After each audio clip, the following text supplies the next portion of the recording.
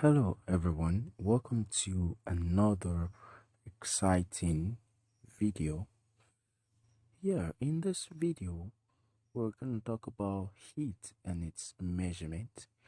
Um, and to prepare your mind, this is going to be a long video and we are going to cover some of the key things.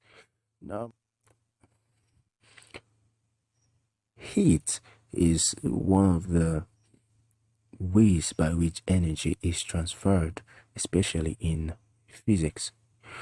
And when we talk about heat, we're talking about objects getting really hot, objects getting really cold. How hot is that object? How cold is it? So temperature comes into play.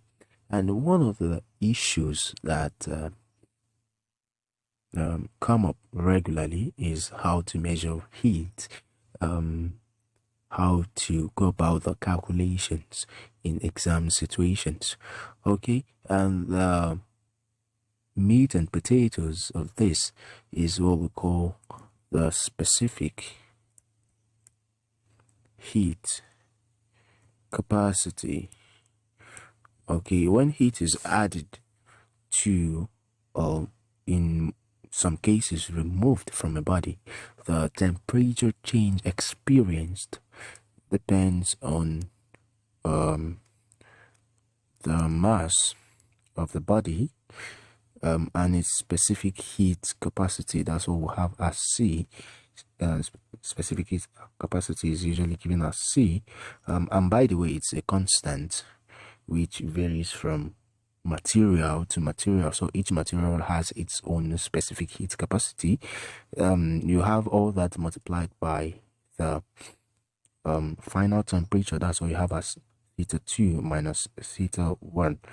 So this, you can definitely have this as the mass, okay, times the specific heat capacity delta the temperature. You measure the initial temperature, you subtract it from the final temperature.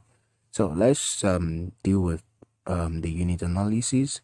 You have mass, which is the mass of the substance, measured in kg. The specific heat capacity is measured in what we call joules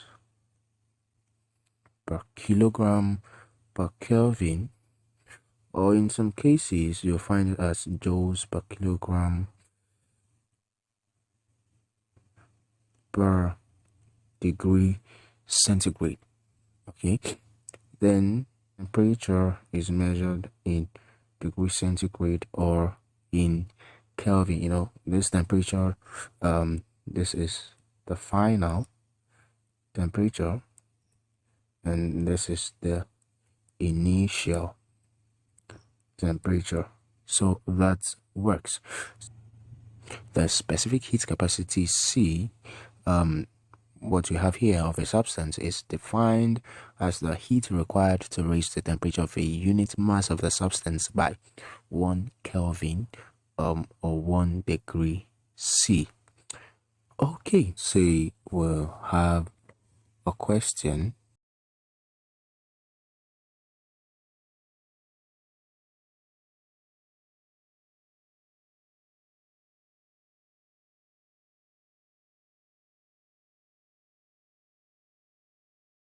We'll have a question here that says, what is the quantity of heat that will be given out if a bar of brass of mass 350 grams is cooled from 95 degrees C to 20 degrees C?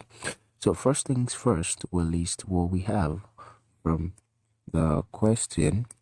We have the mass as 350 grams, which when you divide by 1,000, that's, you convert to kilograms, that's 0.35 kg.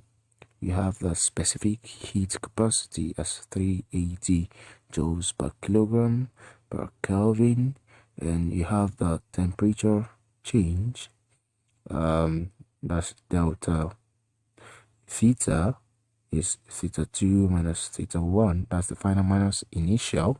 The final temperature is 95. The initial is 20. So changing theta is 75 degree C. And the heat energy, or what we call the thermal energy in this case, has the formula mc theta. That was what I wrote the other time as Q. Sometimes you can have it as Q equals mc theta. It's still the same thing. Either of this variation would work. So let's say H equals 0.35 kg times 380 times 75. This should give you 9,975 joules.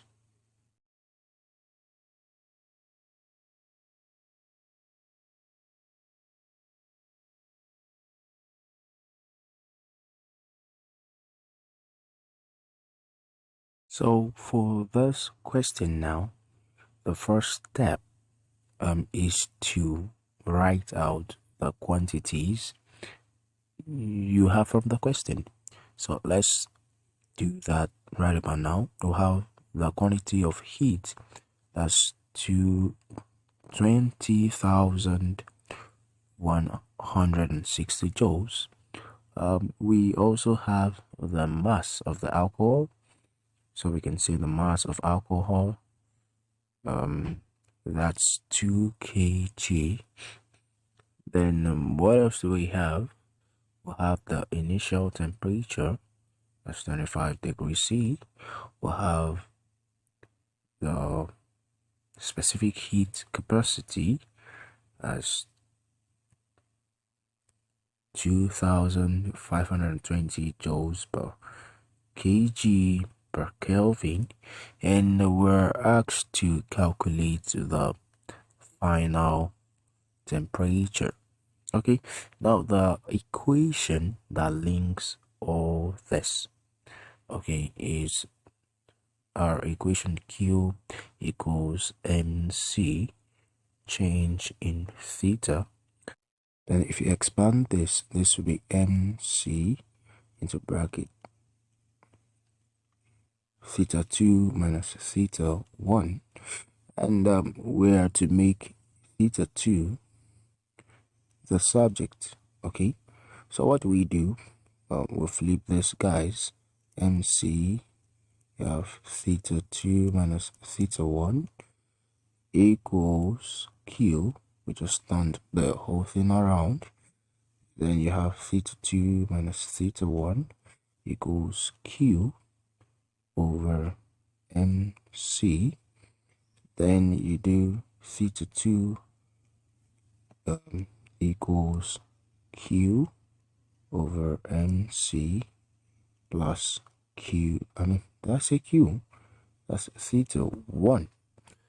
And in this case, this theta 2 will be theta 2 equals 20,160 joules divided by mass is 2 multiplied by what have we got here? The specific heat capacity, that's 2520. Whatever this would give you, you just add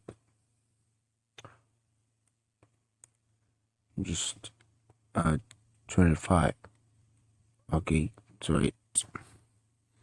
So this should give you 29 degrees Celsius as the final temperature.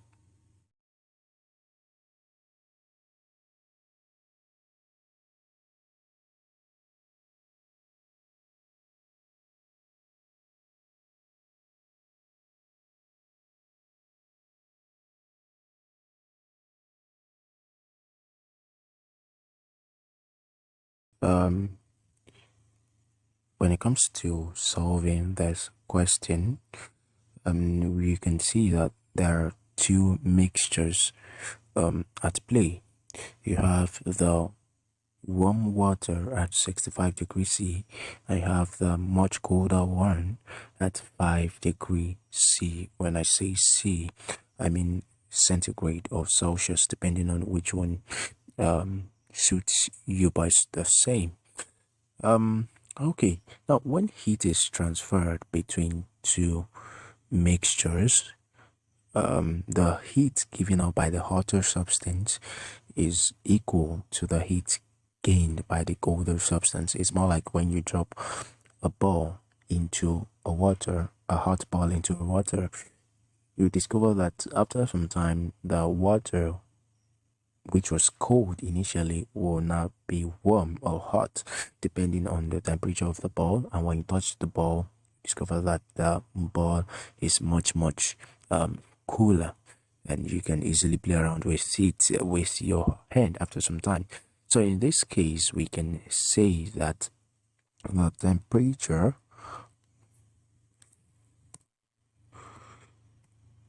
we can say that the temperature of the hotter substance is H, okay, and the temperature of this hotter or we can say hotter water, okay, that's water at 65 C. Then here we can say the temperature of the colder water,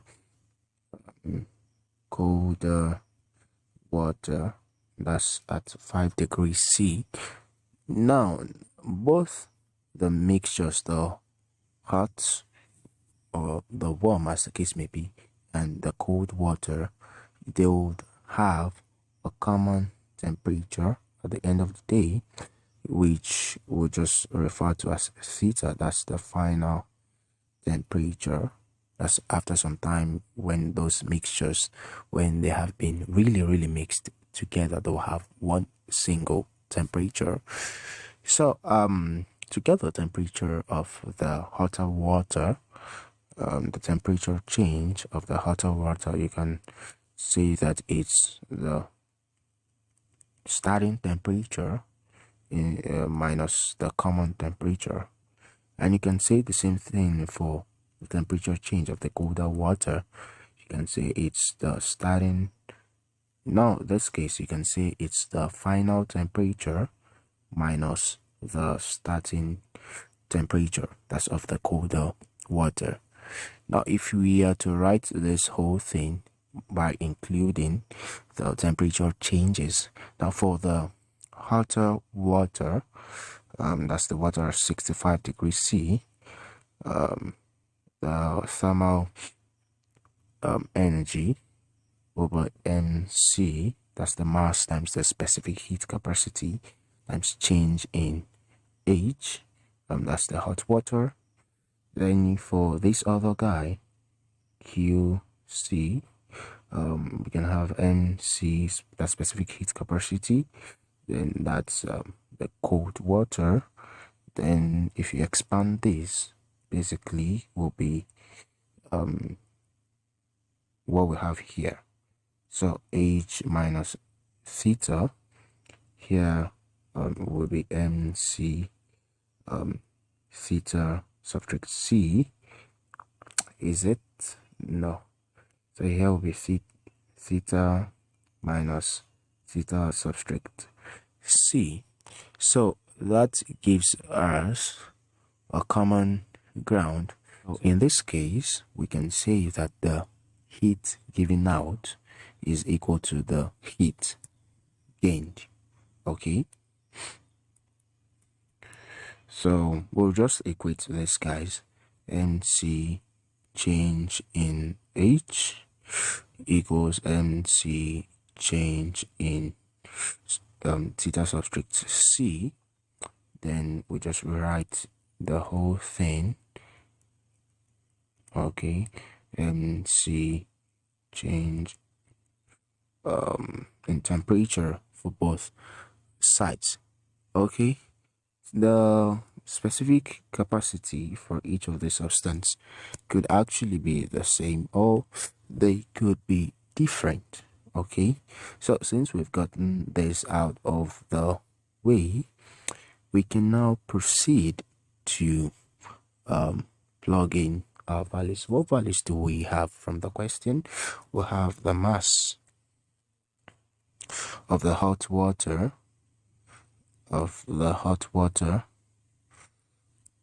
the mass of the hot water is 250 grams. You convert that to 0.25 kg. The temperature, okay, let's say this is at 65 C, so you don't make a mistake. The temperature is that's theta H is 65 degrees C, and the specific heat capacity is 4,200 joules per kg per Kelvin. Then you do the same for water at 5 degrees C. We have the mass. Okay, we have the mass as 150 grams, which is also equal to 0.15 kg. We have the temperature, obviously that's 5 degrees C. Then we have the specific heat capacity. In this case, the specific heat capacity is somewhat the same. Okay, this should be -1. Then we know when we have two mixtures like that, the heat lost by one mixture is actually gained by the other. Okay, by the colder one. What we've written down before, MC theta H minus theta, okay, equals NC. You have theta minus theta subtract C, that's for the colder. Remember, this is at 5 degrees C, this is at 65 degrees C, so have that in mind. So this is 0.25 times 4,200. Theta H is 65, that's the temperature of the hotter object, minus the final temperature, which we have no idea right now. Mass of water at 5 degrees C is 0.15 times the same specific heat capacity. In some cases, you can leave out the specific heat capacity if they are the same. Okay, but for the purpose of explanation, that's why we have that left out. Okay, we'll have that included. We're gonna leave that out right about now. That will be 65 minus theta equals 0.15. We have theta minus 5. All we did was just to divide both sides by 4,200. If you should expand the bracket here, this is 16.25 minus 0.25 theta equals 0.15 theta minus 0.75. Then you go ahead to collect the like terms.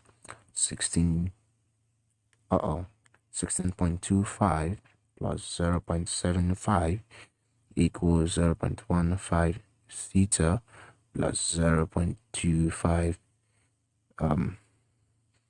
theta. This will be 17.00 equals 0.40. Then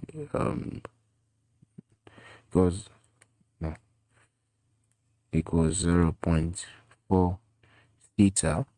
If you want to flip, you just do 0.4 theta equals 17.00.